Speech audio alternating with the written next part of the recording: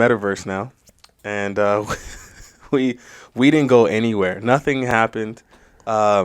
You don't. You never seen this. Hey, welcome to the Beanie After Dark episode with my boy Chris. We're here doing something really cool and different today. We're on an episode specifically about just talking each other's life. This is the After Dark episode. So, I forgot to mention this is episode 8. Obviously, I feel like pretty loud here. You can turn my head down just a tad, Sarah, if you don't mind. One of the things I feel is really cool here is that this is for all the homies that who can't speak. We talk about topics that a lot of people are like a little scared to talk about. Yep. And so our focus is to make sure we have the most interesting conversations together. So cheers once again for everybody out there and who's not here, but join us. This is water, by the way. Oh yeah, we're watering tea today. We above ground right now, and we want to stay that way. I don't know, been on the health kick lately. I've been getting the gym heavy. I don't know what it is. I love this. I'm about to go to the gym right after this too. Oh, you're a dog. I don't know what's going on. I mean, I don't know what's going on. Expose your age, but how old are you? I'm 29. Oh, you're in the prime muscle building years, bro. You see, I haven't done any of that though. Yeah, I'm a gamer at heart, man. So I don't know what it is. Just become a buff gamer. That's what I'm trying to do. I'm trying to like Tyler 1. Shout out to Tyler 1. He's like the best League of Legends gamer, I think. Get a tattoo. Not really, but all right. So I have some list of things we could jump into. I was curious about just anything particular in your life that you've been running into, but anything at all, or just everything's been cool, calm, and collected. Has anything ever been running into, like as in like have I not just. I mean, there don't have to always be problems. It can be positive things too, But no, I'm just curious to see if if everything's just been good, sincerely. Hopefully life is good. You know what I mean? Everything has been good. I've been actually enjoying myself, connecting with new people. Oh, okay. Yeah, like enjoying people's company. I feel like I had to like reteach myself how to enjoy people. Yeah, so I respect that. Yeah. Yeah, I've been trying to get more into connecting with others as well. Mm-hmm. Actually, you know what? I feel like that's not true. I've been focusing a lot on trying to like get more centered and more grounded. I've been like in the chaos for like the last year. Okay. Always constantly things I'm working on, constant projects I'm trying to get done, constant I mentioned to you earlier, we're working on a nonprofit now. Right. So it's really big for me just to try and find some stability. Oh. And now that me and Sarah got a new space, we're trying to carve out, what it looks like, what it feels like for us, Mm-hmm. And that comes with some obstacles as well. Mm. And so that's been a really interesting journey for me specifically. And when you say centered, is it like you're trying to live in the moment, or? I feel like I'm trying to, one of the things I wanted to talk to you about is kind of like the relationship and the human dynamic between not only being able to connect with so many people at one time, mm-hmm. but to watch a ton of people at one time. I've never been a big person to expose myself outside of doing this, right? I don't take a lot of pictures. I don't post a lot of media. Right. I don't really interact with a ton of people unless like they're in my circle. Mm-hmm. But I'm always like the down person, if that makes sense. Like anyone's like, yo, hey, you want to do something? Absolutely, count me in. I'll move things around just to make things happen. That's just the type of person I have always been. Fire. And so what I've been trying to like do lately, is try to prioritize a lot of things, especially like immediate family, trying to make sure that, I'm healthy, trying to make sure that Sarah's good, my mom's good, Pops is good. So that's what we've been really particular at lately. But it's been okay, especially this workout thing has been okay. I'm learning a lot about the body and myself specifically. I think I've worked out like almost like 20-something days straight. I have not skipped a day. I know I haven't taken a rest day or anything. I'm running 2 miles every morning. I'm on this weird supplement kick too. So and I don't know if you know much about that world, but I'm very curious. No, bro, I'm a gym freak too. Oh, so I didn't have so many questions then, because this is a new whole world space for me right now. And so I've been interested in the Huberman podcast. Huberman. Shout outs to the Huberman podcast. If you don't know who it is, shout outs. Huberman's like he's been doing his thing. And he's specifically a scientist who focuses on trying to give, common knowledge of just big science topics to just the average people. Okay. But mostly about the human anatomy, human body, and how it reacts to certain substances and things of that nature, just to anything. He talks about like 3-hour podcasts on weed, 3-hour podcasts on like testosterone. Like, it's just crazy. He goes real deep into like a lot of big words that, your boy probably can't say here. So, but one of the things that he talks about is creatine, beta alanine, and electrolytes. Okay. And so I've been like, I know it sounds crazy, but I don't know if this sounds crazy or not. But I got his juicer, right? Okay. Got this big ass fucking juicer thing. Okay. And I've been juicing beets. Ooh, that's bitter. But actually, I actually love it. Sarah can't stand it, but I love it, dude. It's fire. Sarah, you can speak in your mic now. On a scale of 1 to 10, Sarah, how much do you like beets? 2. She said it too. 2. That's a savage thing right there. She got to My closer dad to the mic, actually though. was big on beets, and I hate it. Well, I mean, it's not like I hated it. It's like I tried it because he had it, and I'm like, okay, I'll eat it, but I don't really like the taste, bro. But is he eating it or juicing it? Eating it raw. Yeah, see, that's real life. Yeah, your family comes from you know what I mean? Yeah, they from the trenches. Yo, but not just that, but like they're like from that, growing things from the ground, eating things like that. And so I wanted to figure out how to get more closer to that root side of things, especially since beets is from his roots. Yeah. So I'm juicing the beet. I'm mixing it with creatine, beta alanine, and electrolytes. And then I don't take too much of it. I'm trying to I'll be honest with you. I try to get the scale, but the scale is not. It can't weigh it. It's so small amount. Mm-hmm. So I need to get an even smaller scale just to catch like milligrams. You only can touch grams. Mm-hmm. And I'm trying to take like very small amounts of these things because I don't know how it's gonna react to my body yet. Mm-hmm. But one of the things I've noticed, it even creatine. I'm taking crealkaline, which is like I know, Bro, what the hell? Yeah. So I'll go into it deeper, right? So apparently creatine is actually really good for you. Obviously, it's good for your brain. It's good for your body. It's good for weight gain. Mainly for muscle gain. Muscle right? gain, yep. But one of the things that has a big side effect is bloating. Like, it makes you really like swell up. Yes, and it makes you pee a lot. Yeah. You have to drink a ton of water, right? So, and I've noticed that. I woke up like 2-3 times a night. Sarah, I don't know if Sarah does, but Sarah's taking it too, which I'm not sure if that's good or not. Yeah, she trying to get buff? I guess so. She's swollen up. Yeah, I'm getting bigger than you guys. She coming with the smoke. But one of the things that I've been trying is that, and no, it's been great, man. It's been good. I don't really. Only thing that's been really jacking me up is my lower back. It's been really tweaking me. So I've been stretching twice a day. Do you do a lot of squats? To be honest with you, no. I just do a lot of running, and I think what's happening is that running is like, Can I be honest with you? compressing that back. Be honest with you? Shoot. So, one thing I heard from, obviously we, in our lives, we meet a lot of people. So there's this fit dude, and he's asking me, like, what do you do for cardio? I'm like, honestly, I just like playing basketball. I can play basketball for hours. He asked me, like, you don't like do running? I'm like, yeah, I run, but my lower back hurts, right? He's like, do you train core? I'm like, I probably train core once a week. He said, so when you run, you got to think using your entire body, right? Sure. So if your core, if there's any muscle that's not strong on your body, other muscles will compensate. So if you have a strong core, or if you don't have a strong core, your lower back compensates. I still don't do running. I don't like to run, but that's one thing that you could think about, like maybe train abs. Yeah, I trained abs twice. I've realized this, but okay. One of the things I really want to get into is calisthenics.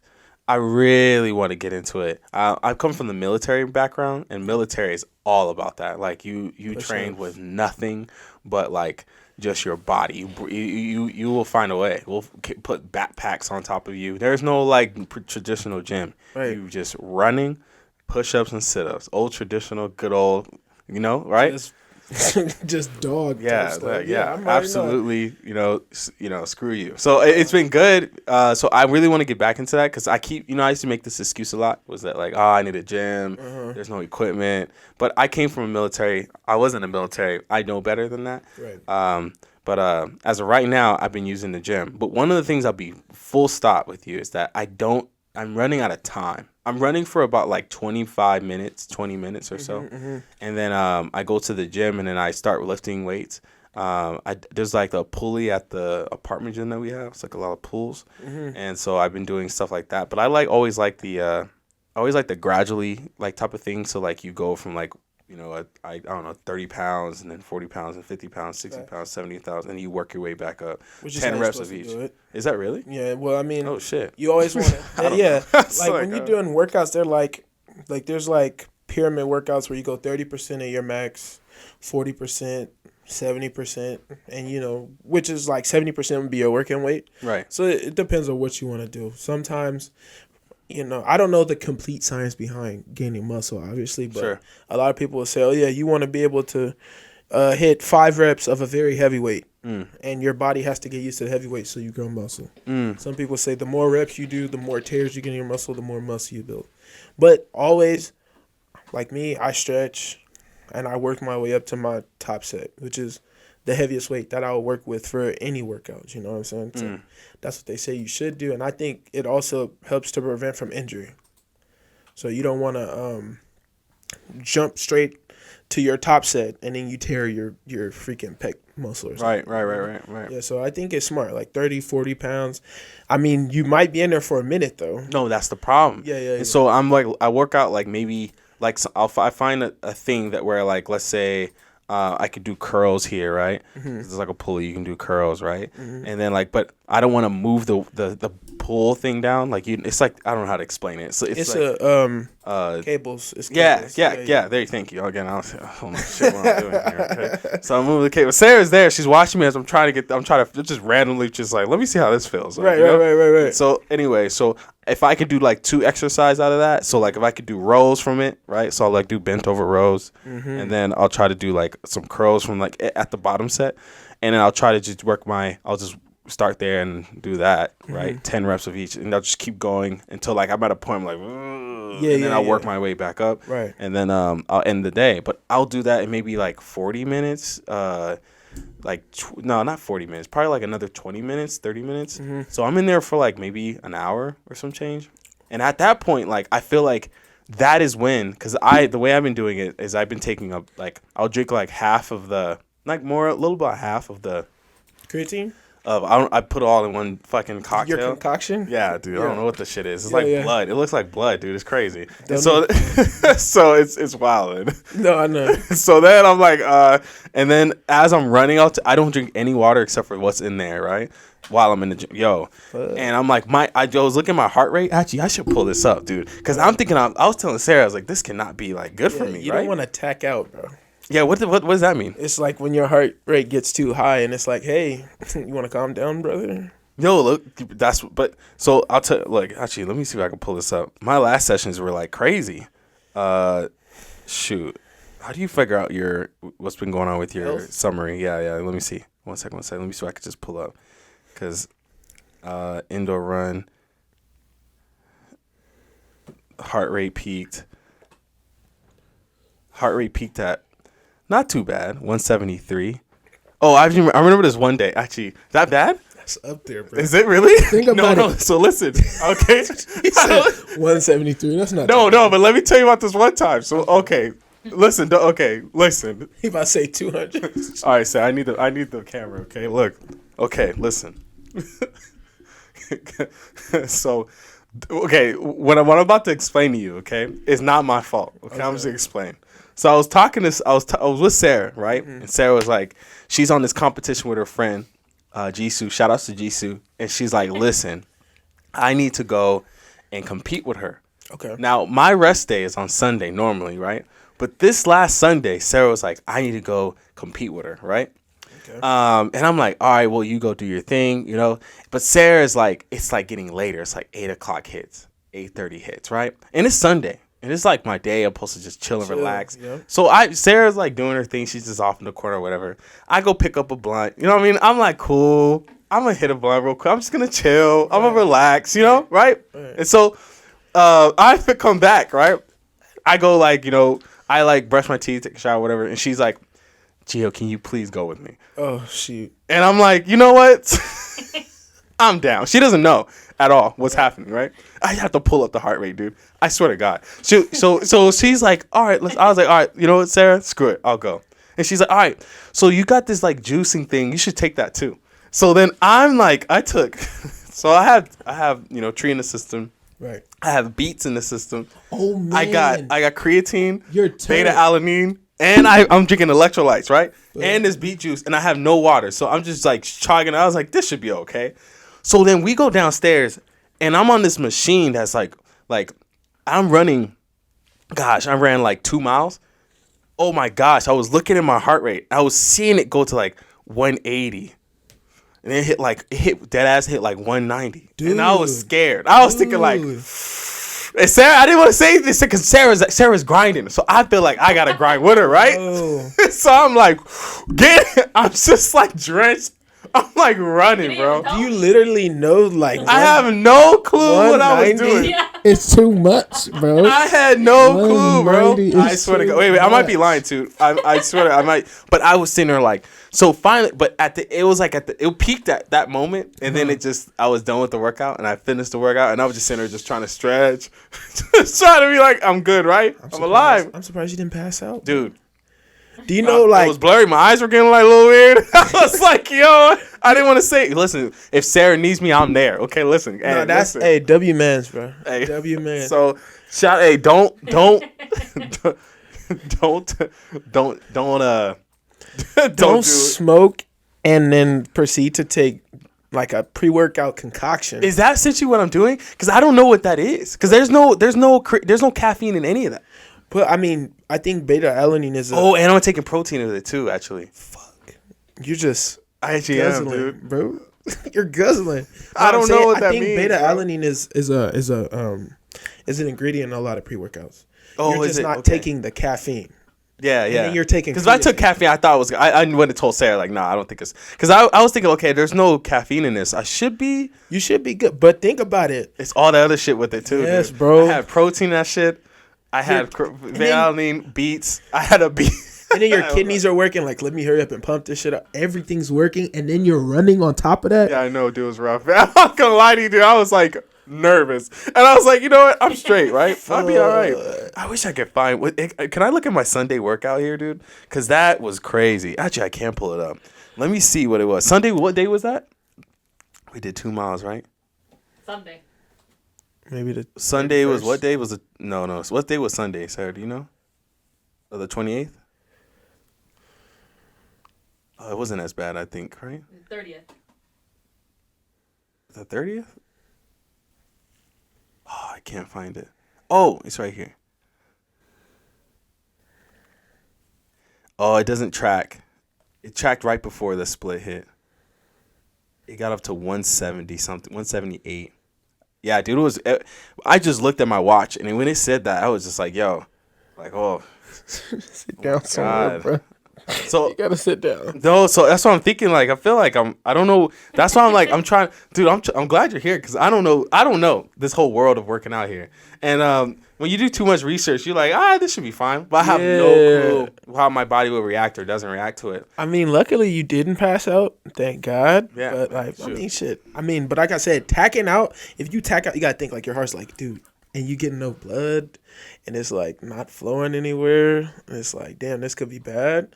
But I mean, essentially, you're okay. You feel me? If your body can withstand 180, you should be fine. But Yeah. I mean, shoot, for like future reference, like let's try not to build concoctions of different things. No, I feel you. No, but that's why I need. That's why I need to sit down with a doctor. Sarah keeps saying you need to go to a doctor. I was like, yeah, I probably should. Or just go lighter on the cardio. It's 20 minutes, and I feel like I'm not even like it. Honestly, I feel like because what's weird about it, the first 5-8 minutes is horrible. It's horrible. It's trash. It's horrible. But then right there, I think that's when the beta alanine kicks in. Like right when it gets to like this. Right when it gets to like around 17 minutes, I feel like, dude, I could do another 10. Like straight up, I could do That's another that 10 runner's minutes. high.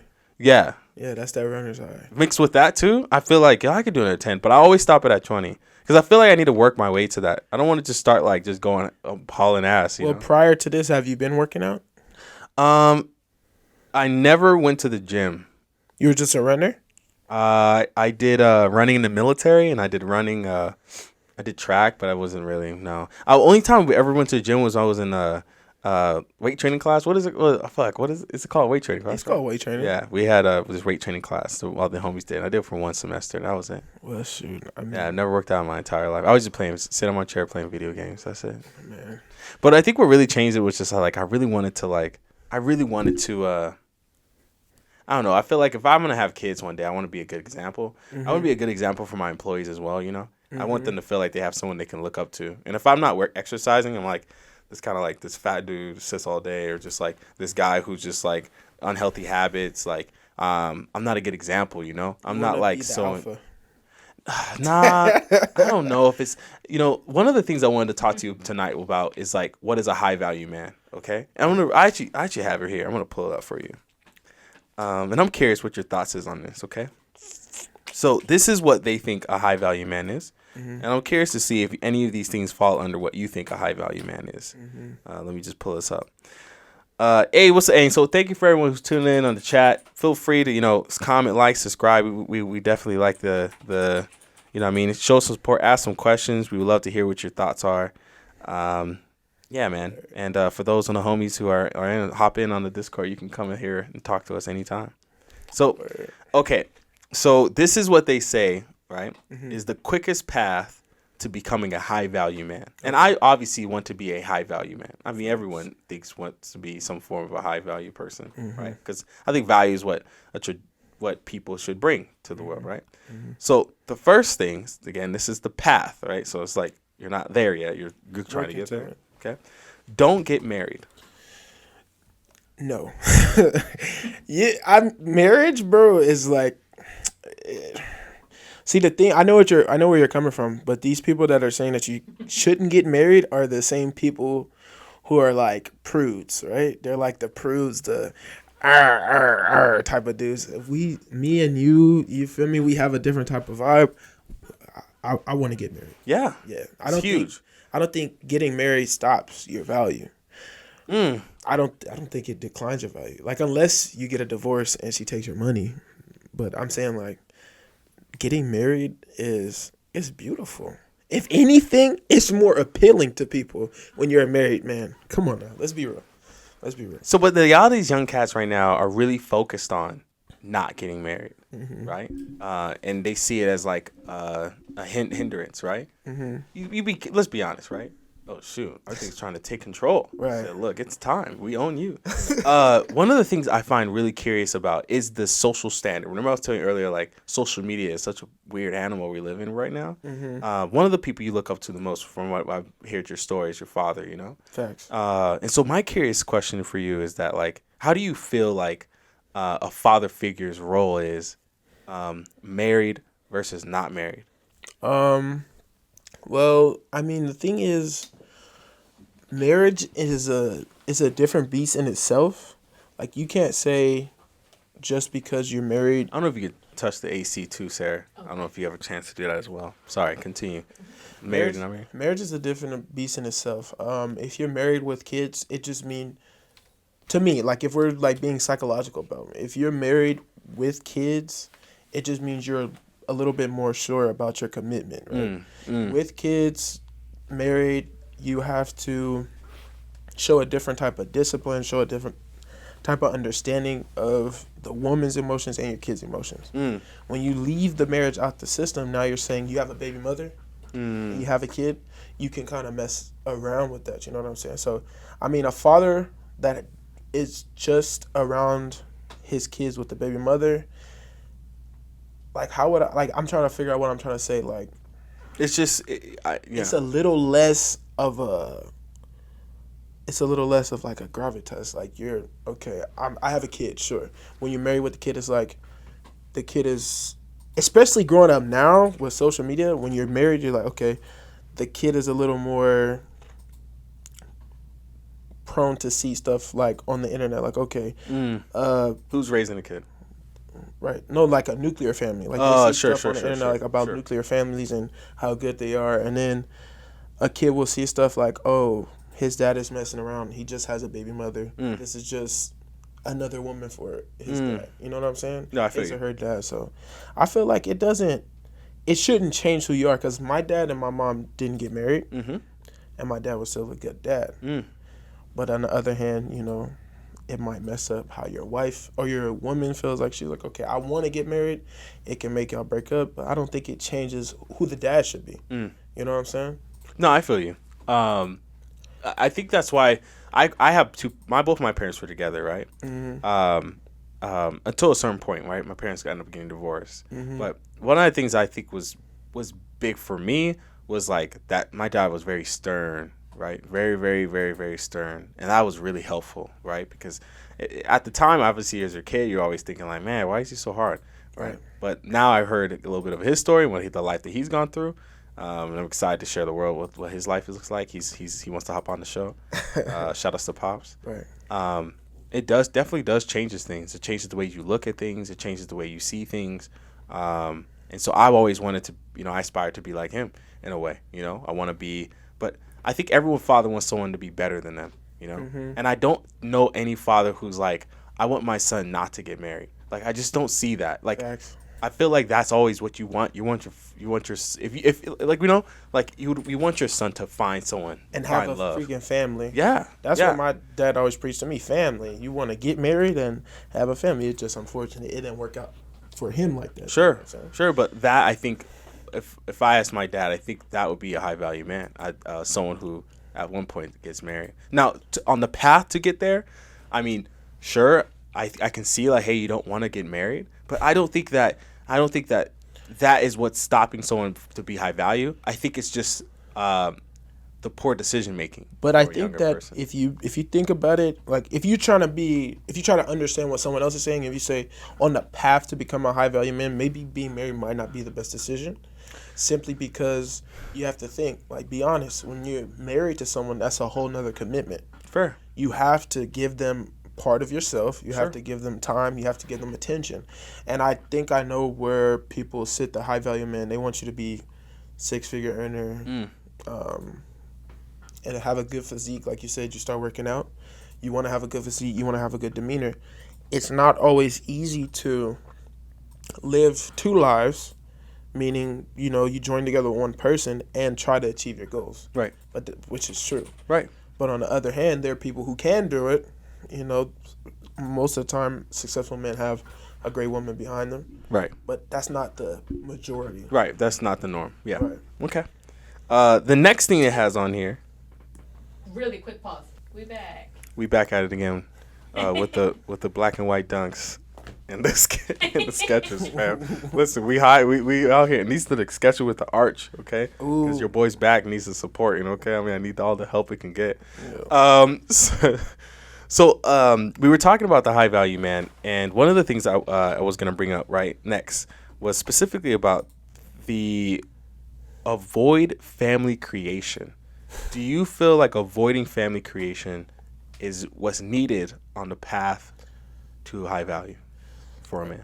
But yeah, I mean, like we said, it just depends on what your definition of a high value man. Most of the people who make the definition for a high value man is someone who sees a highly successful, like I said, in shape, just, he's super disciplined. And like I said, it's going to be hard for anyone to try to achieve a certain level of success when you have to take in account for other people, whether it be a wife, whether it be kids. But, it's like, what do you want to chase? You know what I'm saying? If you say you want to be a high value man, Sure. You have to dedicate yourself to your crafts. That's what most high value men do, right? They don't party a lot unless that's the area where they want to be in, they don't. You're our key here. I think one of the questions then to start, right? And I'm curious on what your definition is here. What is, let's break it down, right? Value. Value. Because that's where it really comes down to, right? Where do you feel like men are most valuable? That's a good question. It really... Okay, so lately I've been thinking that your value is really based upon your belief system. Not just religious. I mean, like, how you view the world. For me, my value would be if I can successfully raise a family to, be able to function in the world without them having deficiencies in any area, you know.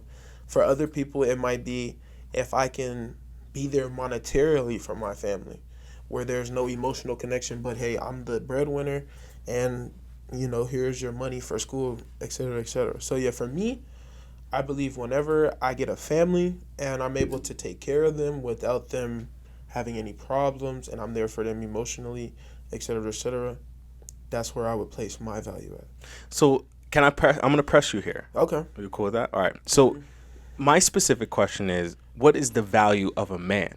Like, what? Not so much what the value, what I think, like what for me or for like someone else, what it could be, but like what is definitive? Like this is what a men bring value to, and again, you could. I mean, I think in general, right? To the world, to work, to friends, to family. What is a general thing that men provide in terms of value that other races, sexes, whatever cannot? I mean, shouldn't say races, right? Yeah. It's like other like Just women are species, not. I guess. Yeah. I don't know.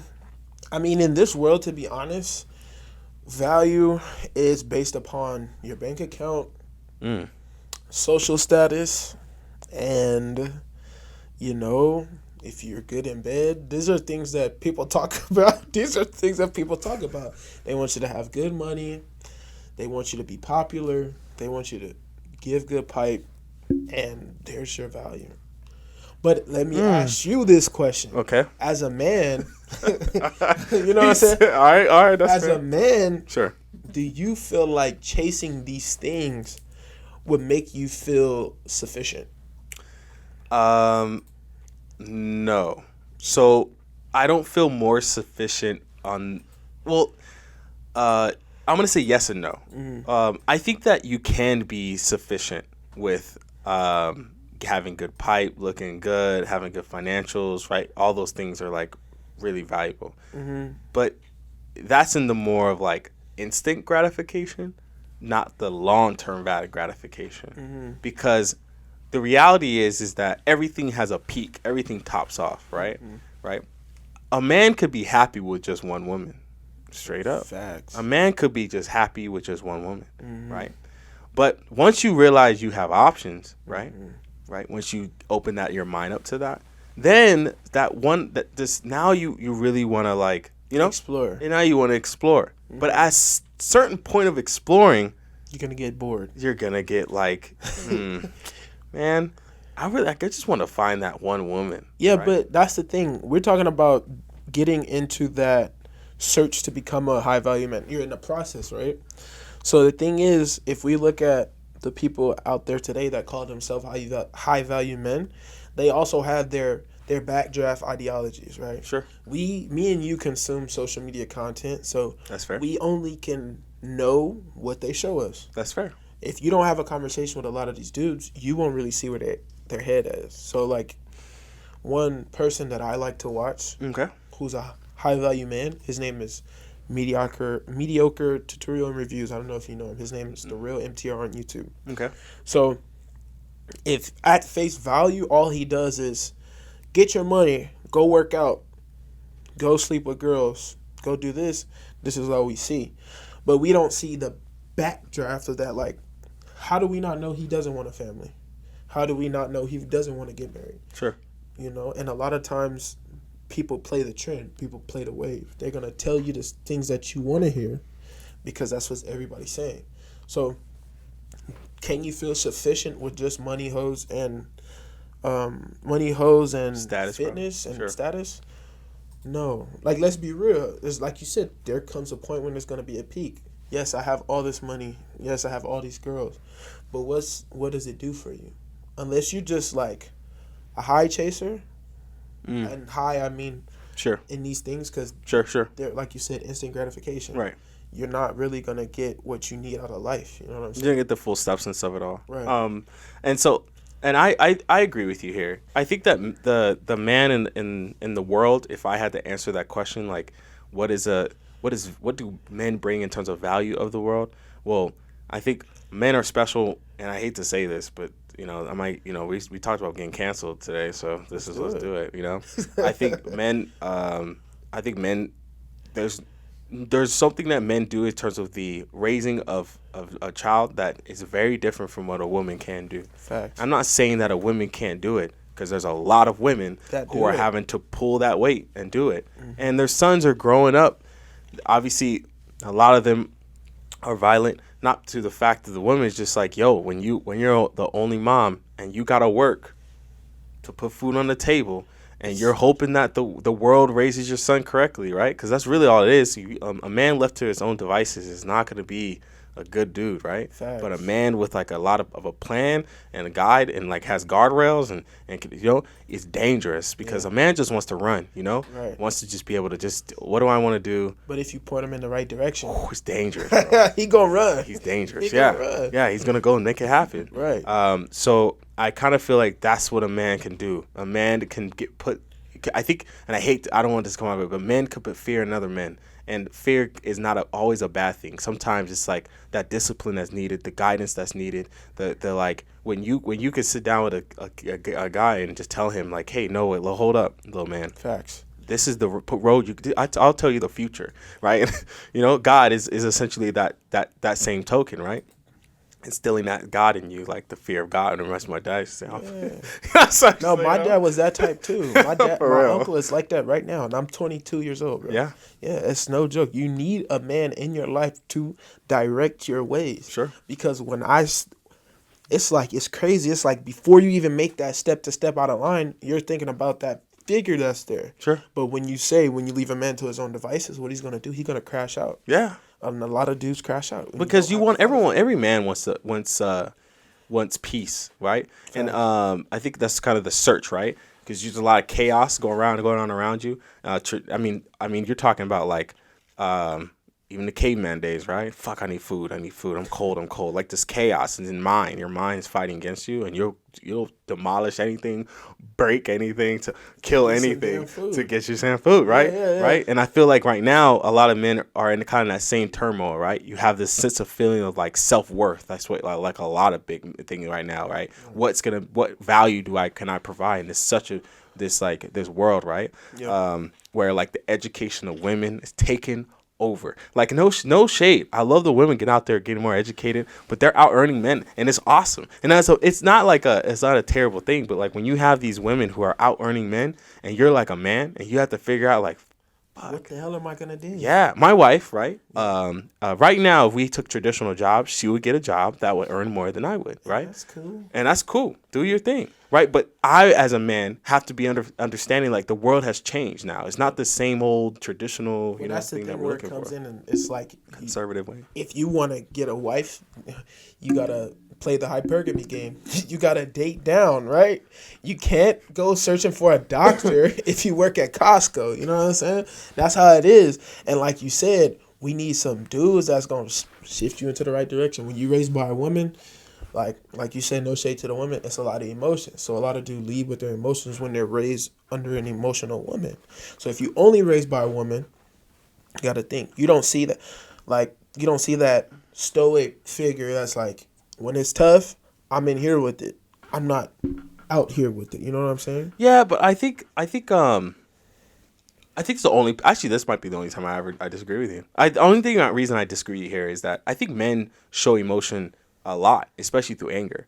Anger is an emotion, Facts. and traditionally men are really angry about the world of future or whatever. Now you may be stoic about it, but there's still anger. Like it may be in your head, you may not be actually lashing out. But that's where it comes in, where you have to learn how to control and use your anger in a positive manner. Sure. But like you said, it's not a lot of dudes that know how to correctly do that. But the reason I bring that up is that, and I agree with you. The reason I bring it up is because I think men are emotional too. I think men are just as emotional as women, just maybe in different ways. Sarah knows I'm emotional as fuck. So, I'm an emotional person too. I cry at movies, bro. So hey, listen. But what I'm saying is, as a man, you have to learn how to. I think both, right? Dude, because there's both like women and men both have to control it though, in a way, right? Yeah, but there's like you said, like, what's your value? Like, there's a certain thing to a man where it's like, if you are over emotional, if you are over expressive, if you are over out. Like, you know, a lot of women don't gravitate towards those type of men. Ooh, I see. Now we're talking about spectrums here, right? Yeah. Because I remember Sarah used to tell me something. I'm gonna put Sarah's on blast, okay? Okay. She be like, man up one time. I was like, the Not fuck? the man up. Man up. What the Man fuck? up. Oh shit! You just said that? Oh, I was hurt. I was like, God damn. oh, if your girl tells you to man up, that's a stab. That's a stab. That's a stab. I was like, damn. All right, say less then, right? Facts. Yeah. So, but that was a big moment in our relationship, right? Okay. Because there is times where you can kind of get into your emotions and you get into your feelings, and there's a sense of girls who just don't want that. But I have the flip side to that. What's the flip side? When I first started dating Sarah, we would talk on the phone, right? Mm-hmm. And all I would do is just be like, hypothetically, right? If I'm there, right? Just dream, right? Like, you know, like to all emotions, just all, no, like we're over the phone. I'm in Boston. She's out in Cali. And we're just talking shop, talking about like if you had a kid, right? And your kid was blind, you know, how would you explain the color blue? Like, Oh, that's fire. but you see, that's just pure love and emotion, just talking about chop. You know? But that's like, Sarah, that's game. That's not emotion. That's game, Stop bro. it. No. Bro, have you ever? That's emotion, bro. That's game.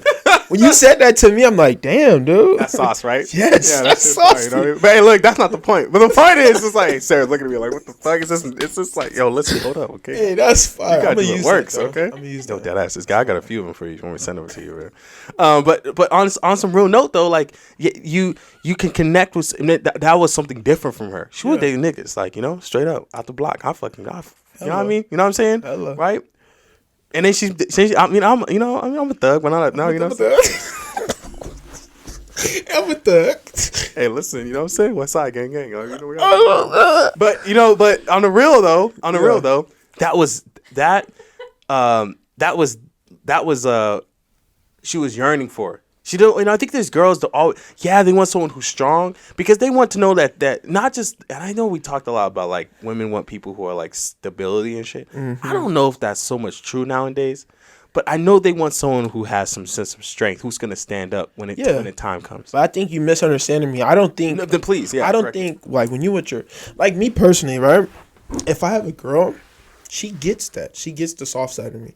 But there's a point where you have to show that stability, where you have to show that strength. Like if me and my girl are arguing, I'm not yelling at you. I probably will not have a conversation with you if you're that mad. I'll tell you, you know what, you don't seem like you can handle this conversation right now. Just take a second and we'll come back and regroup. Sure. But that's over time. I used to scream. I used to do all the extra crazy stuff, pop up at the house. I was emotional, over emotional. So I think, like I'm cool with being like, oh yeah, like baby, I love you, like this, that, and the third.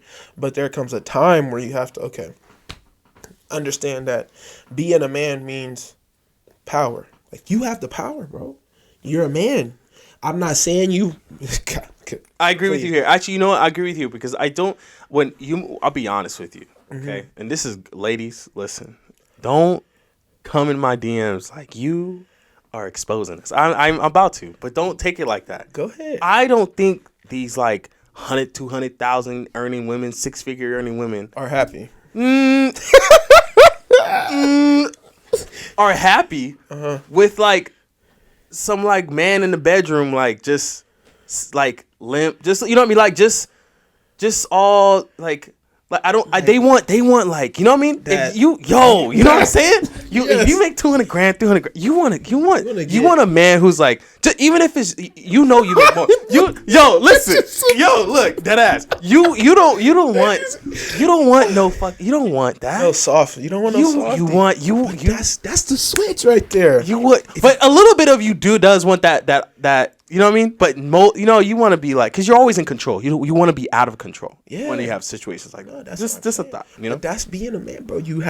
I keep telling you, as a man, you have the power, bro. Whatever you are comfortable with, and then it comes to choosing your mate too. Whatever you're comfortable with, you do it. If she needs a stern man and you're comfortable with doing that, cool. If she needs you to be soft talking and soft spoken, but still have a certain sense of like control. So then let's do this. I think then, let me know if you agree. I think the man brings the highest value is the man is adaptable. What do you think? That's A man who's adaptable in all situations and able to provide what not only what someone needs but someone wants at that time and instance, then that's the person who I think is the highest value. and that's the most fire. But I think we are also programmed to be on a program. So as you say, you would be adaptive. Over time, you might feel like you're losing yourself. I personally would understand this because over time, when I find myself hanging out with different people, always trying to acclimate to my environment, Sure. I look up and I'm like, who am I? You know what I'm saying? So it can be the same instance in a relationship where you're like, okay, she doesn't like when I do this, I'm going to change this. She doesn't like, well, what about you? What do you like? That's why I say you choose people that you can work with. Right. And sometimes it doesn't work out, but that's the reality of life. There's 7 billion people on this planet. Instead of me constantly trying to adapt, why don't I just find the puzzle piece that fits my puzzle? That's interesting. So, carve yourself out to, like, it's almost like the statue, right? You know, you got to chisel yourself, find the right way, find the person who you want to be, right? And then find someone who can be able to fit your piece. Complement that. Yeah, sure. I can see that, right? What do you say about, like, not every piece fits the puzzle, you know? And that's the reality of life. It's unfortunate. But at the end of the day, are you going to sit there and dwell on that missing puzzle piece, or are you going to go find it? So I have the next thing on high value. Okay. And this is where I think that things get kind of crazy. Okay. And I'm curious about you here. Have a vasectomy in your 20s. What? I want kids. It's like they want you to be alone. Is that what the high value is about? That's what, when we talk about this puzzle piece, right? You want to connect with someone else, right? I feel like if you're telling someone that they're 20s that they need to have a vasectomy, right? You're essentially telling them that, like, hey, the path to high value means you need to run through a ton of women. You need to. That's how you'll find yourself. It's through intercourse, through women. And I just feel like that's not I don't think that's a good path to go down to find your puzzle piece. Like, you know what I mean? Because I don't, like, it's not that it's not possible. It's just, I feel like that's just not incentivizing the right thing. I don't know if anyone kind of feels what I'm trying to say here, but. Well, that's facts. I mean, I'm a man of God. Sure. So I believe that eventually you got to get married. You got to settle down. You have to have one girl. In reality, you're not supposed to be having sex outside of marriage anyway. Sure. So when you say having sex with multiple women and running through women, you're essentially giving a piece of yourself to every woman that you meet. And I know, I don't know if Armani talked about this because he told me the same thing, which is like every time you have sex and you ejaculate, photoreceptors. Take a picture, yep. Yeah, so imagine you want to find that missing puzzle piece. You're not going to know what the puzzle piece looks like if you're running through every woman. That's why I would say take your time and learn what you like. If you are not going to be able to hold yourself to not having sex, if you're going to have sex, let's limit it. You know what I'm saying? Don't be out here everything. You know what I'm saying? Yeah, I agree with you here. I think that that's crazy for someone to promote a vasectomy, That's crazy. Not only do I think that's just like to tell someone they're 20s, a lot of these 20-year-olds are gullible, Facts. They're in positions and situations that like they just like, I remember in my 20s, like anyone who was like rich or had like status or money or had anything out your mouth felt like it was like coming from God. Crazy. But it's just I was the same way, but you got to learn how to take it. No, and over time you start, hopefully, if you have good guidance. Thanks to my dad, he kind of said, "Hey, you got to look out, because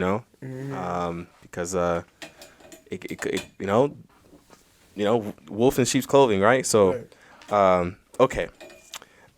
One of the things I do think that they get right, which is one of the things I find is so weird about this high value kind of red pill ideology here, is that those one thing, like, how do I say it, right? The stake, would this the main part of the main part of what they sell, right, is good. You want someone who makes money, right? You want to be self-sufficient. You want to have good game. You want to be able to be good with your emotions, have good control over your mentality. Like, these are all good things. But so how do I say it? Like, the symptoms, right?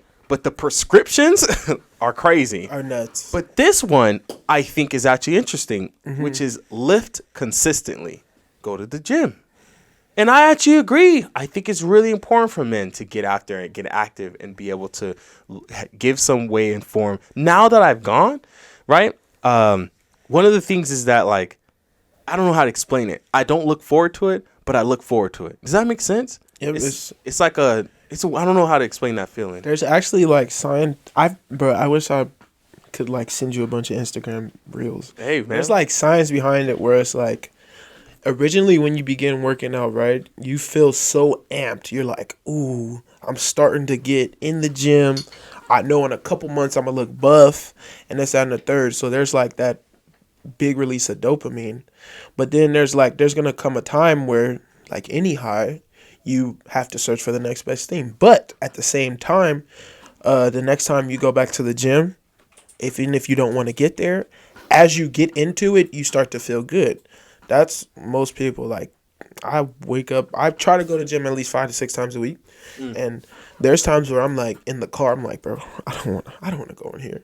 But as soon as I take that pre-workout and I get in the middle workout, and you start to feel like, I don't know, it's almost like, you know, this is your world. You know what I'm saying? You're in there lifting, you feel strong. So it's like a drug. It is like a drug. And I think that everyone says you want things in, because that's what, okay, moderation. yes, but you want to be a part of something, and that's what I feel like I'm always scared of. Can you imagine, right? Let's say you're like, I'm a black man. We're black men, right? I always get nervous of like being co-opted into something. Like if I start, like, let's say I'm a conservative, and then conservatives start saying things that I don't like. I don't know if I agree with it. But I'm a conservative, so I kind of have to agree. Yeah. Being co-opted into something, right? Yeah. Like, I'm a gym rat, you know? Like, but like, then I kind of feel like you're kind of sucked into this world, you know? Sucked into this ideology, right? Because I remember when I was a kid, I used to be huge.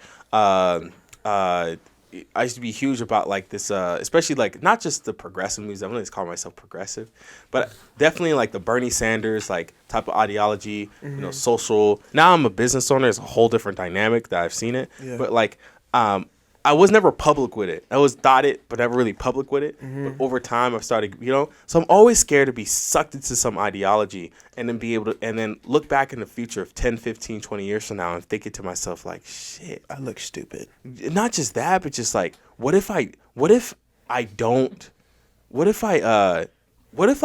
to that, you know, you meet these old people and then you be like, how do you, these like, okay, like especially I love talking to racists. I can't wait to get a racist on the podcast. Fire. Because you have adopted kind of this mentality of like racism, and you're just like you know, but you're scared to admit because you got homies now. All your friends are racist. Everybody you know is racist. Your wife is racist. Your kids are racist. So now if you step out of line, now if you're like, you know what? I'm not a racist anymore. All them niggas look at you like he like, I made a mistake. Yeah, well you can't. No, you deep now. Like you in it now. Like so, I've always been so nervous about being kind of sucked into something and feeling like, you know, you don't belong. That if I change being scared to be changing my mind, right? Being scared that like the world is gonna co-opt you. Like you ever feel like, you know, these like anyway, I'm not getting too much into weeds, but like one of the things, reason I bring that up is because I actually really enjoy this whole gym life, right? But I have friends and family who are not in shape. You know what I mean? And there's a lot of gym people that I know who are like, you fat this, you suck at this, you do this. Somebody called you fat? No. They talk about others, right? Because you now surround yourself with people who are like, oh yeah, fitness and stuff. And I don't want to see my family different. But I also don't want you. I get exactly what you're saying. You don't want to assimilate your mindset to theirs. You don't want to be that person. But as of right now, I'm starting to see what they're talking about. Like, fuck, dude.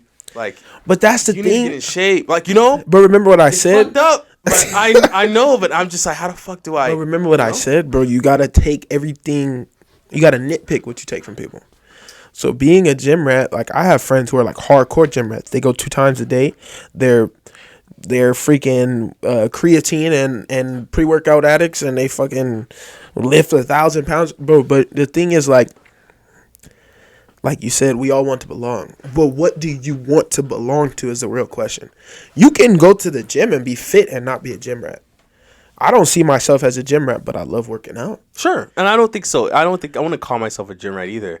But what I would say is that, like, what if man, this might be a dark hole we're going into. So I don't know if you're if you're down for the world, but Yeah. some schizo. We're going into it. So get your tea and water ready. You know, if I do want my friends and family to pick up the kind of health kick, right? Essentially, what I'm doing is I'm trying to recruit someone to my ideology, right? Now, I am a Christian. Recruiting someone to Christianity, right? It's almost telling someone to believe what we believe, right? And then, but there's also these two sides to things, right? Because if I recruit someone to Christianity and I tell them, hey, follow the Lord, right? That's awesome. Woo, woo, savor, right? Facts. But then it also gets me to think, oh, if you don't follow the Lord, you're going to hell. You're a sinner, right? Yeah. This is kind of now what I feel like this gym rat thing is doing, right? Not saying I'm a gym rat. I'm just saying going to the gym slowly but surely. My Instagram starts changing to more fitness stuff because I'm watching more of that stuff. Yeah. And then now I'm starting to see people and be like, you're out of shape. Get your ass you're in the gym. Fat. You're fucking, you don't take care of you. How could you? Like, how dare you? And I see it starting to, like, I'm starting to see and do, and then even acting differently, right? Like, I'll go and eat, and I'll be like, dang, like, in my mind, like, damn, you getting that much? Like, no. Fuck, I'm being honest here. I'm being honest. Full stop. What I'm saying is that, like, that's why I kind of feel like what's happening to high value people. When you get, like, rich and successful, I feel like you're like, oh, these peasants. You know what I mean? Bro, I get what you're saying, it's like this. So I'm trying to, it's like almost, how do you be a Christian but not judge, right? Because God says don't judge. But you have this side of, like, but you're going to go to hell. Like, how do you be a gym rat person, be like, but not like, oh, you're fat and you're out of shape. How could you not want to get healthier? How can you be a high value man? How can you be a valuable person who's adaptable, wants to be able to, but then see someone who's just, like, choosing not, like, how could you not bring value to your people? What do you think is the solution to that? It's a solution. Write that down. That was a big tangent, but please keep it a buck. You said you're a Christian, for one. For sure. So we all know that God calls us to be humble. Yeah. I think that is like the meat and potatoes of it. You have to be humble. Like, understanding that just because you go to the gym, it doesn't make you better than anyone. And it's all about preference. I know one dude, he told me, he's about 500 pounds. He said, I'm here to live. I'm not here to survive. Essentially, going to the gym, all it's doing is prolonging your death. Facts, right? It probably gives you a better quality of living. It gives you a better chance at surviving for a little bit more time. But if we're talking about simply understanding and trying not to put our ideology on people, you got to be humble. You got to understand, like, not everybody wants to go to the gym. Not everybody wants to be fit. But there's nothing wrong with positively encouraging your family, your friends, people you know to get in the gym. Like, I tell my little brother, he's 19, he has his little pot belly. I'm like, bro, you should get in the gym. Because at the end of the day, for one, it's going to make you more attractive. You're going to feel better about yourself. And, all in all, it's just going to, like you said, it's going to give you a better quality of living. So you have to be humble and you have to be nice. I don't know. Are you a nice person? Yeah, I think so. So if you're a nice person, there's no, like, changing your mindset is, like I said, you just have to understand, like, okay, God calls us to be humble. Like I said, I'm worth less than nothing. I'm under God.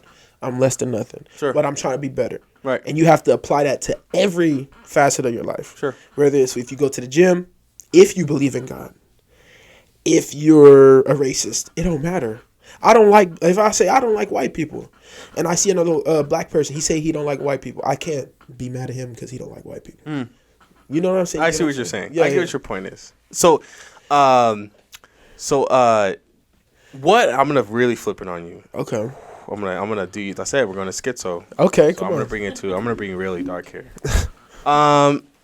what about a pedophile? You have right now, right? The co-opting of like people are being seducted into like a totally different world ideology type of right mentality that people have, and that's what I'm curious. When you have people like who do things that you would think is kind of crazy, right? And it's personal. I don't want to say it's like our kid or some craziness like that. Like, but just in the same token, when you have these people who do things and they know it's wrong and they do it anyway, you don't change that whole judgment side of things. You still come from this community type of thing, or is there more like a different worldly type of approach to that? So if we're talking about pedophiles, if we're talking about people who rapists, all that stuff, killers, you want to be honest? Shoot, I'm not going to, because, all right, I'm going to get real serious with you. Keep it a buck. Even if it comes to the point of like homosexuality. If you're a Christian, you believe being a homosexual is wrong. So my thing with anybody is like, your wants and your needs are always going to be your wants and your needs. It's really up to you. Well, not up to you. If you're a Christian, it's up to Jesus to change that in you and to make you do the right thing. Because when Jesus died, he left us with the Holy Spirit. It's supposed to lead you to do the right thing. If you never accept Jesus in your life, how can I expect you to be more than what you are, which is a human? Right. As humans, we all have and I can argue for a pedophile and say LGBTQT, they like the same sex. Pedophilia could be a preference. You can say that because in their mind, they're attracted, but they're attracted to kids. Do I think that's right? Morally, no. Of course I don't think it's right. But who am I to judge this person when I'm allowing homosexuals to be with other homosexuals? It's a preference, right? It's out of the norm. I don't want to see it. I don't want it to be in the world, but that's a part of the world. So do you feel like a duty to influence it? Do I feel like a duty to influence? That's the question, right? Because that's the thing. Because that's essentially what the ultimate battle is. You have people who have a lot of opinions. What is a high value man? This is what a person's supposed to be. This is what man need to get a vasectomy. They need to go and not get married. Right. They don't need to they need to prolong having kids, right? Which low key, I mean, you should probably prolong having kids. But like the reality is that when you see someone who isn't living the life that you want them to live, right? Who are you to say, you know what, I'm going to intervene? Because that's essentially what we're trying to do, right? In the world, we put laws in place, we make actions, we make decisions, we put in, different things to tell someone, hey, look, this ain't right. This ain't right. You got to step up or step out. Yeah, but laws are so funny and they're so janky because at the end of the day, laws, they're perspectives. They're only perspectives. You can't tell someone what's right from wrong. How can you tell a serial killer who fantasizes the idea of taking a human's life that he's wrong? If you're not comparing it to a grand scale being who is supreme to everybody else, how are you going to tell him that he's wrong for killing somebody? Then it comes into morals. Then it's like, what are your morals? Then it's like, there's so many other spectrum of morals. You can't stop someone. You know what I'm saying? Well, we do. We have laws, like you said, but you can't stop someone from being who they are as a person. So then, all right. So then, I think this goes great to the next one on the list. Eliminate all sedations. And let me just get this definition for sedations for everyone in the chat because this is all new to me as well. The administering of a sedative drug to produce a state of calm or sleep. So this is weed, this is drink, this is like, again, something like that. That's probably good. You probably should. You probably should avoid a lot of these things that make you want to go and, right? They drop your inhibitions. Right. I think, though, and I'm a man of exploration, right? I've always been that type of person. To go, you can't knock something until you try it, right? Sure. There's some great studies on DMT and how great that does for people, on mushrooms, and how great that does for people. I even hate to say it, but there's great studies on heroin and fentanyl and how they do. I know it sounds crazy to come out of my mouth, right? That there's studies about, hey, man, well, there's some causes that could be really beneficial to someone. I think the issue, though, is when you do it um, uh, I don't want to say self. How do you say it? I think the problem is when you do it religiously. We talk about what is your God, right? This being sucked into ideology. I'm a Christian, or right? Well, Christianity is just a religion, right? It's just a form of individual people's beliefs, right? But that's not your God, right? Like that's just what you're That's a part of, right? practice, Yes, yeah, right. Gym rat, right? Some people worship the gym, in their bodies and stuff like that. Some people, you see where I'm trying to go here, right? And that's essentially what I think it's trying to say. But it's saying eliminate all of them. I'm always big about trying to experiment and to be able to get one with the world. Even I make the joke of like the burning bush, like, hey, Jesus probably got hot. I'm just kidding. Yeah. Woo, that's dude. I'm going to help it out. Just kidding, guys. Listen, we don't cancel the point just yet, okay? Yeah. Too much tea I'm having tonight. Right. But like honestly, right? Who knows? And my point is this: that I think you should not knock something till you try it, but you should absolutely.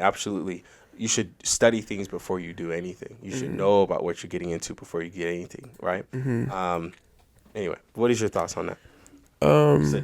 Sedation. I mean, me personally, I don't knock people who do what they do, but it's like, what is your goal?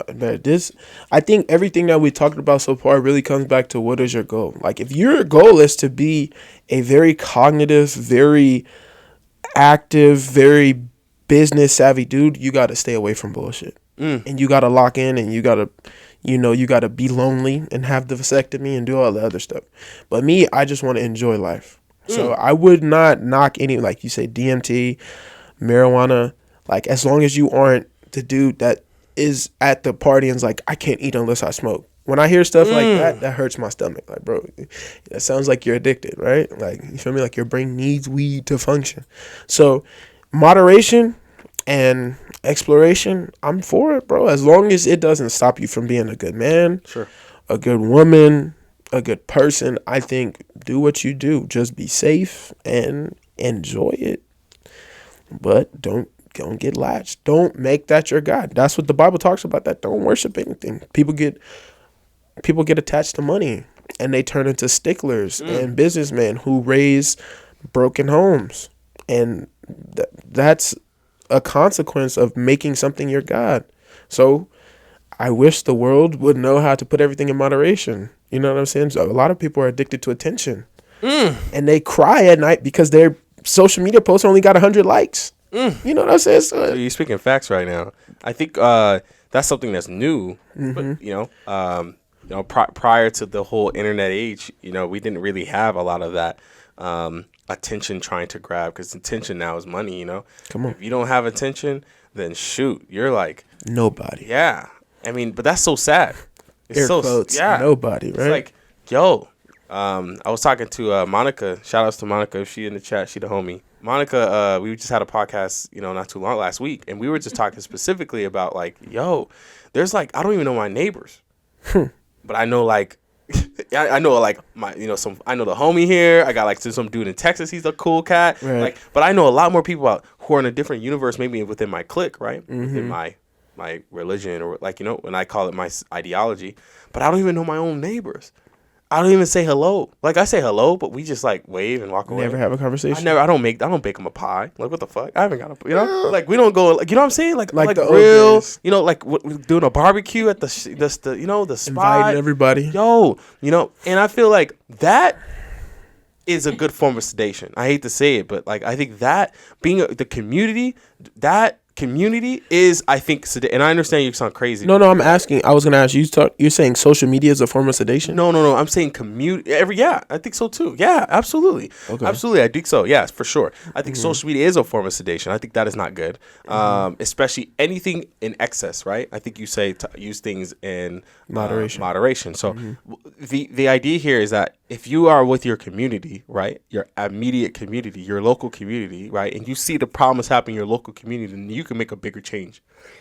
than you could in a smaller community, right? Yes. I'm sorry, in on a larger scale, right? A lot of people want the federal government to make changes in their world, but they don't understand. Like, yo, it could literally start with just you and your neighbor. Like, if you just you're like, I'm so mad at my neighbor. I wish the government did something about him. Like, honey, just knock on the door, right, and just say, hey, so listen, man, can we work this out? Like, can you stop parking in front of my house? Yeah, like, the government should tow their cars and they shouldn't have to be able to Yeah. You should get the city to block off this. Like, whoa, what are we doing here? But I think that's the job of the leaders. We can't. Not everybody is a leader. Let's just be honest. Not everybody's a leader. Everybody can be outspoken. I can walk up to you and say, hey, bro, I don't know why you're wearing Tommy Hilfiger. They're racist. But at the end of the day, not everybody is comfortable with doing that. I disagree. I think everyone wants to be a leader. Not everyone should be, but everyone wants to be and is. With this phone, like, you can start like movements. Can you tell me? Okay, what do you take more serious? A government official who has never done one single public speaking and is only on Instagram Live talking about what they're going to do for the city and this and the third, or the government official that's outside putting in the groundwork, going to schools, talking to kids, doing fundraisers, doing that? Who would you take more serious? Who would I take more serious? Who would you take more serious? The person who's on the ground getting things done. Right. So how? Let me just ask you. Okay. How would you feel if there's this high horse man or woman who's like, we need to stop smoking weed, right? We need to stop doing this. We need to stop doing this. And they never take initiative to, go out and talk to drug addicts or do stuff where they're like, okay, I want to have a AA meeting where I'm the head speaker or this and the third. How can they influence people when people are never physically in contact with them? Okay, so that's what I was going to say. Who would I take more seriously is the person who's on boots on the ground getting things done. Mm-hmm. Who I would take more seriously is the person on social media, like, spreading. Because the reason I say the same thing is because it depends on what you're asking. Mm-hmm. Like, the person who I have more, who I essentially I give more credence to, like, yo, this person's legit. Mm-hmm. I would support this person, is that person. But the person who I'd be more fearful of is the person who's on social media, who knows how to use that tool, right? Because, the president, right, who has control over the nuclear button and can just press the button and bomb us all, right? You know what I mean? Right? That can end the whole world in the 1 second if they just choose to do so, right? He's a dangerous man. Yeah. You know what I'm saying? Someone who's not tempered, a way to make some things happen, right? This is kind of like the Trump example. But at the same token, that guy who can influence people and to the masses to be able to make decisions, right? Is going to beat the guy who's boots on the ground, able to go and make, handshake and do their thing. Yeah, but that comes, like you said, social media is a tool. If it can't be your only platform it can, though. We just saw it happen.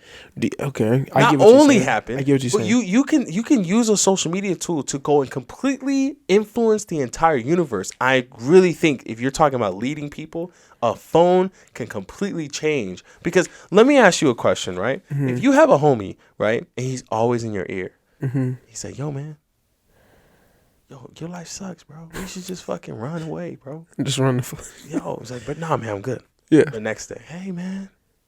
Yo, bro, like, listen, there's a new place on New Mexico. New Mexico is cool, bro. We can go to Mexico right now. Nah, listen, man, I'm good.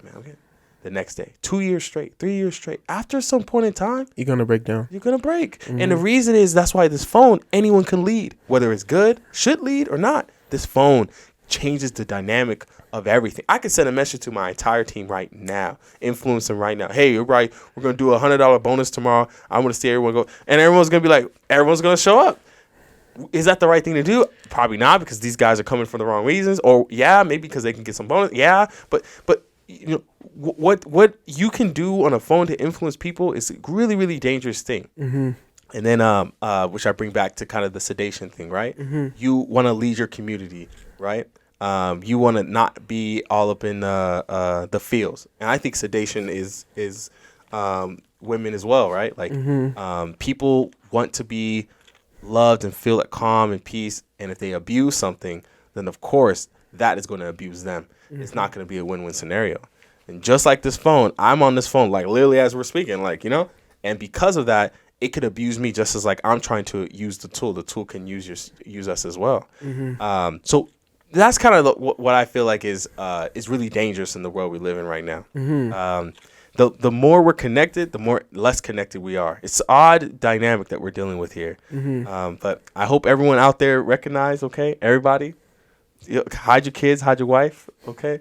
Protect your family. No, for real. Because this is what we're talking about. Don't get married. Avoid a family. Create, sedation. All these things, right?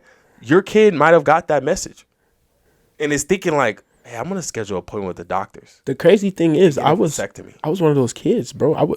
Not too long ago when I went through my breakup, bro, I was like, I'm done. I'm going to become the most doggiest dog man in the world. And I'm watching Andrew Tate and I'm watching Mediocrity Tools and Reviews. And I'm like just soaking it up. Like you said, it's dangerous. But there'll come a time you gotta, like you said, you gotta have the right person around you that's gonna tell you like, hey, bro, this ain't what it is. You need balance. Yeah, you need balance. But I think I found that balance when I was doing that stuff, and I seen like I was losing myself. You know what I'm saying? Full stop. 3 more things. Sure. Learn, game, and networking. That's cool. Bring you path to the high value man. Oh yeah, I mean networking is a big deal, but that's what it comes back to. Like when you're saying like influence, you got to be able to make personable connections with people in order to have them support you. You can't just be like shooting them a text like, hey, how you doing? Cool, I hope everything's all right. All right, I'll text you in a week. You got to be like, got to be in the thick of it, bro. Who is your network? That's I think is the big important thing. I think you want a network, but you want a network of who? No, right? That's true. Yeah. You don't need everybody. Right. Which is a sad truth. You don't need everybody. Right. But figure out who you need and get there. Who's using you, or are you using them, or is it a win-win scenario? I think that's a hard thing to figure out in your 20s. Even in your 30s, if depending on how your development cycle was. But win-lose scenarios happen a lot often than people think. And people don't really know until recognize that. I hate to say it, but like, let's say you work at Walmart, right? And that's your job. You make what, $16, $17 an hour, and you do that every day, and you've been there for 2 years, and you're waiting for your seniority so you can get that next year to get to a supervisor position. That 2 years is like a long time. And maybe you only needed to be there for like maybe a year. And then that year you should have like found something different or leveled up somewhere else or like jumped into a new position. Facts. But instead you kind of got comfortable. You knew the employees really well. They were like, there was your network. They're like, the boss always keeps telling you like, oh, it's coming. Just wait for the promotion. Right. And you're kind of feeling yourself like, oh, fuck it. Okay, I guess I should wait. And a year goes by, 2 years go by, 4 years go by. All of a sudden you're like, damn, 4 years I've been here, man. Let me check with my friends back in high school. Yo, man, I've been fucking killing it. I got a business I'm doing. It's like, damn, you start networking with them. He's like, oh, okay. What are you doing? Oh, I'm drop shipping.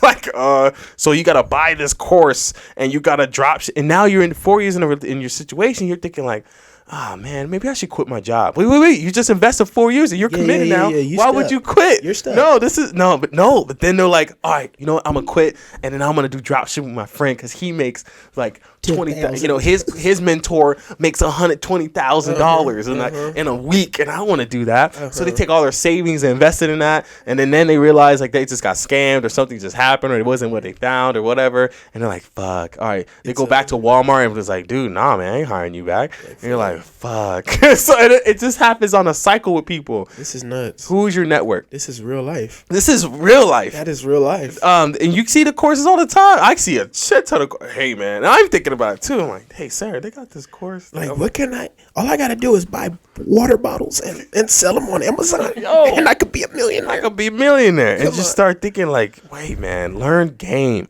I think that's so weird that all these high value guys are selling these courses. But like, one of the things I like teaching here, we have these called 8 marketing systems. And they did a survey with all the owners that they had in the whole country. And they try to figure out what makes someone successful. And it's 8, right? The first one is have a good attitude. You have to have and maintain your attitude. Okay? So important. Right. Easy, right? You're thinking like, duh. Okay, Yeah. of course, have a maintain an attitude, Ain't easy. right? Ain't easy. Right. But yeah. Second thing is be on time. Whew. Be Black on people. time. Black people. Yeah. Be on time. Okay. Right. Third thing, right? We have this little thing we call it be prepared. Like you're Be you gotta prepared. be prepared, baby. Right. You got to pull it. You know what I mean? Yeah. I'm just kidding. Not like that. Okay. Don't get too crazy out here. But be prepared, right? Mm-hmm. You know the fourth thing. Work a full 8 hours, right? Work a full day. That's cool. Whatever. Now, what we have a philosophy is like either you till you hit your goals, right, or you work your 8 hours. That's cool. Whatever comes second. Sometimes you'll sit there in situations like, and people are quitters, man. When you sit there and you have to make some shit happen, and you just I'm good off of it. good. I did my 8. I'm done. Right. Okay, no problem. Do your thing, right? And nobody's gonna be behind you. Yeah. But the person who's like, when management sees that dude, like, you're supposed to be home. It's like, no, I'm grinding. All of a sudden, that guy is like, I like this kid. What's your name, man? Your name is like, oh, my name is Billy. Oh, Right. Billy. You know what, Billy? But I like that. You know One. what I'm saying? Yeah. Work a full 8 hours. Just work, right? The next one, right, which is work your territory correctly, right? Every door, every floor, every nook, every cranny, you got to the talk to ins. everybody. You got to do it, right? One of the things I used to love, I used to work at a warehouse, right? And one of the things I used to love doing, which is run around and ask people, hey, do you need help? No one ever, because you're always hiding, right? You're always like, fuck. I'm done. I did my shit. I'm trying to just hide in the corner and just hope that You low key strapped up with game though. No, I just went straight to the manager. Yeah. Hey, is there anything else you need help with? And they're like, well, yeah, I need the box to take. Okay, all right, I'll do that. And you go knock the boxes out. Is there anything else you need help with? How did you get like this, bro? I'll go into that later. But let me finish. Okay. Let me go there. Right. All right. And then the next one is understand. So maintain your attitude, right? You want to maintain it because you can have a good attitude, but you gotta learn how to maintain it. I like to say you have to understand your opportunity, because without understanding your opportunity in life, if you don't understand that the chances of you being alive, the chances of you even being able to stand and be where you are, One in who you 400 are, trillion, where bro. you are, you have no clue what opportunities you have out in the universe. You were born in America. You're born in general. Man, you got Selected. eyes. You got fucking you look great. You know what I mean? You got a Yeah. house. Yeah. You got food. You got Yeah. water. Yeah. You don't understand the opportunity you have. If my ancestors had the opportunity I had, they would be running miles on me. I'll be honest, but full stop. My ancestors would be running circles around me. They'd be Hello. like, you don't know, son. And like we had to. I'm not even gonna say Right? it, but yeah, they had shit. 7, right, is to know where you are and know where you're going. Right? This is fire. You gotta know where you are. This is gas. You gotta know where you are. Yeah. You gotta know where you're going. Because Oof. if you don't know where you are and where you're going, then man, what is going on? Come What are on. we doing here, right? Number 6, also, I like to express this too. Number 6, I think it's just to put some spice there. Respect your customers, right? Respect people. I think a lot of times, like, one of the things we have is we call it the 5 types of people, right? The first person you're going to meet is your instant no. You love them. They're fuck yes. You love them people, okay? Because the most valuable resources any human has is time. Facts. If you ain't got no time, You ain't doing nothing. it ain't shit. You ain't. So time is everything. So if someone tells you no, respect that. Thank you, right? The other ones are looker and shopper. But one of the special ones is mean and rude. You don't know what happened to someone that day. You don't know if a mom just died. You don't know if they're mean and rude to you. Hey, man, are you okay? Is everything all right? Kill them with kindness. People are really big to lash out on each other. Like, I get it, because I've always been like, if you're going to talk to me that way, I'm going to respond in kind. you gonna get it okay, back. let's get it then. Let's, But I feel like that's just, what's better is that what's going to build a better person, right? What's going to build a better society? So a society who sees each other as enemies or see each other as like, hey, look, is everything all right? You good? Yeah, you gotta love Right. each other. Right? Hey, man. Hey, I didn't mean anything from that. Have a good day. Just have a sense of respect. Because again, you don't know what's going on with someone's mind. You don't know what happened with that person's life. You don't know. So that's a thing as well. But anyway, I bring that up to go to the final thing, which is take control. If you don't take control of your life and your situation, then someone else will. Bingo. So one of the things I tell my team is that either you work for me or you work for yourself. You choose, right?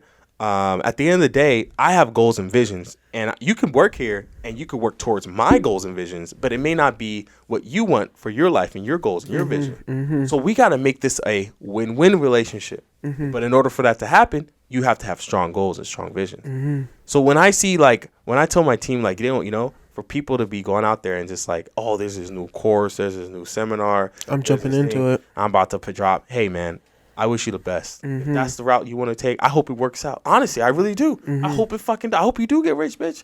Let me know, okay? Drop that bag Remember on me. You know what I'm saying? No one has ever called me. No one's ever ringed. Right. No, but I get a lot of people like, hey, man, can I come back? Listen, man, I filled the spot. But listen, maybe in a couple months. Sometimes you gotta. I really wish that young people, and especially when I was younger, I'm so glad that I learned to stick it through. And the only reason that was the case is because of the military. If it wasn't for the military, I hate to say it, if it wasn't for that, because I can't stand the military, but if it wasn't for the military, I would have never learned how to just stick something through. Yeah. And how important that is for anyone to learn. It's just how to stick something through. Even though I left the military, it's still a great thing because it taught me how to stick through my marriage, through the hardest of times. When you in basic training, someone's yelling at you, push through whatever your relationship's falling apart, you push through everything. Learn how to stick it through. I don't know what your thoughts are. This is free game right here. Hey, if you are watching, you need to soak it up, because at the end of the day, this is where people need to strive to be if you want to be a leader. And I'm like, you saying this, I can tell that you have like a good grasp on what you're talking about, and this is fire. Like, the attitude, being punctual, understand where you're going. These are all like I know, like, I don't like to talk too much about like what my thoughts are, but these are things that I'm understanding. There are people who are sheep, and then there are people that are sheep herders. You have to. And you know what? There's nothing wrong with being a sheep. You get taken care of. They make sure you're straight. But the sheep herder has like the power.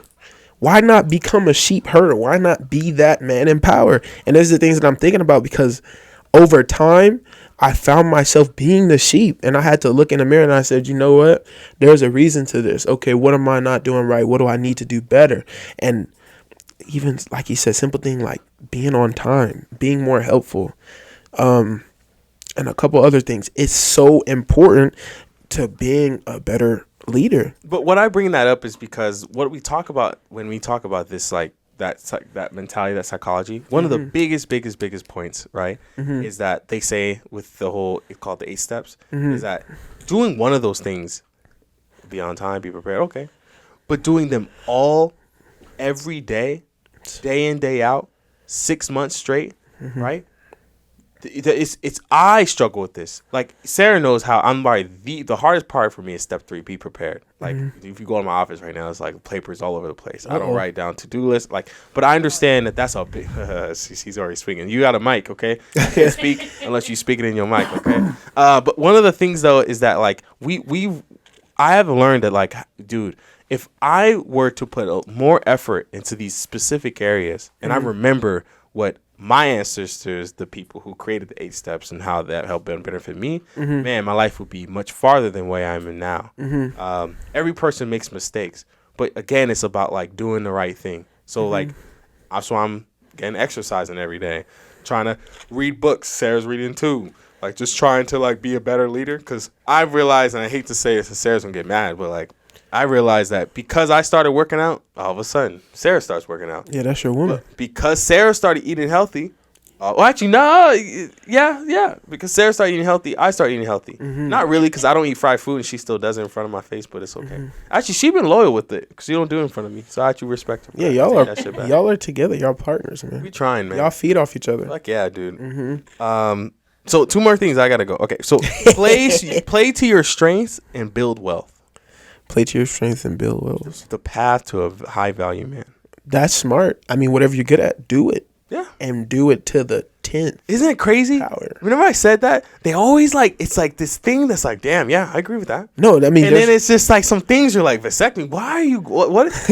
Why is that number three on the list? The other one should be on the top. But there's certain things where it's like, you don't understand until you understand. You got to dive into it. Like, have a vasectomy. Oh, you don't want no kids on your path to being a high value man. That's fair. It's gonna but veer like, you off, bro.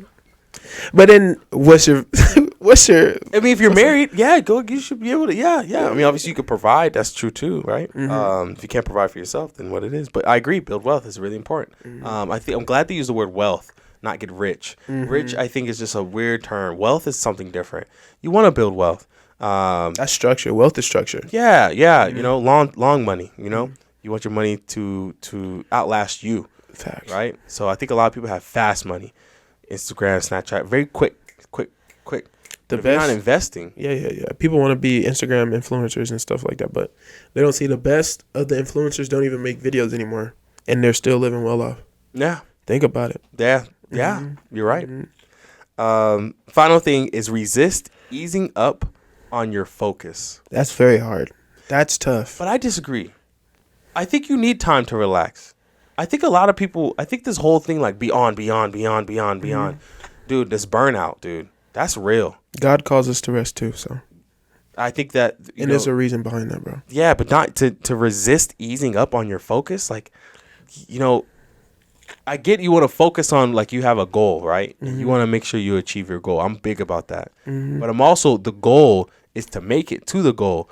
You know, if you die before the goal, if you're not taking care of yourself before the goal, if you're stressed out before the goal, then you might not be able to perform at the highest level. That's true. And so I really do believe that resting is a big part to that path. Taking your time off, getting your head straight. That's very important. You know, like you said, and then you don't want to burn yourself out. Right. You burn yourself out, it's going to make it more resentful to be working towards your goal too. I've noticed that. Like, even if they like, oh, you want to hurry up and finish school. A lot of people never finish school because they hate being in school 24/7. Facts. So if you got to take one class, one semester so you can catch your bearings, do that, bro. As long as you're still working towards your goal. And that's still rest. Facts. That's all I got. That's all you got? I had another big topic, but I'm actually ran out of time with you. But I want to do another show. One of the things that I really like speaking to you, and I find this is really interesting, is that I, at 22, was nowhere near where you are at 22. You're just being nice, bro. I'm being accurate. I'm being accurate. I think that I was throwing parties. I was in the military, but I was throwing parties. I was very militant, but I was also like trying to find my own way. And a lot of the influence I had was hustle culture. That was like what I grew up on. Hustle. Slang. Keep grinding. A bunch of filth. It's not that hustle was bad. I think hustle culture is really important. No, it's good. I'm saying, like we said, in moderation. In moderation, for sure. But I think it taught me stick-activity, just like stick it through. Keep some personal development, but keep sticking it through. But what I like specifically about you is that your path was rough, and you learned a lot faster than most to get to where you are now. And so it's really cool when you get to really you got the guardrails there, but I just don't think you know where path you want to go down. But once you lock in and you let it go, I think, man, I'm really, really excited to just, because it was great talking to you. It's awesome to be able to speak to someone who not only has similar mentality, for sure, but it also has a good groundedness of what he wants to achieve, So I think it's dope. You're already on the workout kick, and I just got in. You already got your mentality straight in terms of like what you're, in terms of like being on, being God-fearing. It's always good to have some specific faith of, as long as it's respectful. You're not trying to like, Yeah, I'm not a Bible freak. Yeah, but I love Jesus. But one of the questions I have to ask, coming from that till now, what is your kind of path or journey to your high value? Because of the value that you want to see for yourself? The value I want to see for myself. That's a good question. I just feel like the biggest thing for me is family. I want to end this whole life, whatever you want to call it, the simulation, the matrix. I want to end around people that I love, and I'll be straight. Like, I understand, like, there's like a calling on me because I'm the firstborn to be like successful. But in reality, like, if I end up only making $70,000-$80,000 a year and I'm sitting at home with my 3-4 kids and we just chilling, that's cool with me too. But it doesn't mean I'm not gonna, chase that. You know what I'm saying? So, my journey, I guess I just want to, like you said, I want to stick it out. I want to keep going, but I'm really big on being content with where I'm at in the present moment. Like Not you said, settling. No.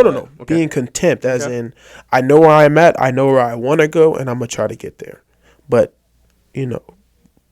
God willing, if it happens, I'm cool. If it doesn't, maybe it wasn't in my cards.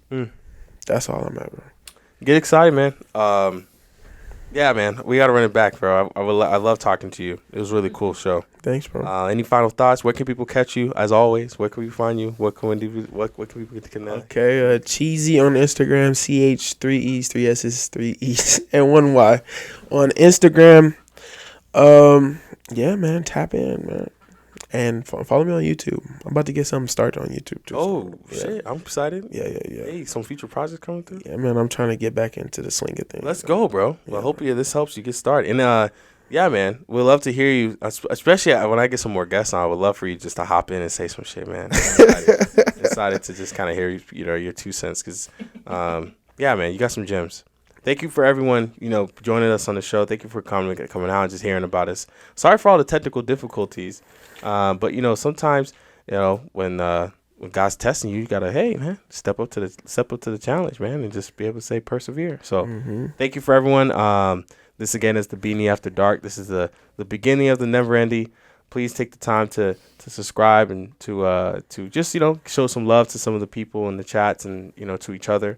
There's a lot of people in your community, especially friends and family, that you may not interact with. So we just hope that you go out there and just try to interact with those that's just near you, man.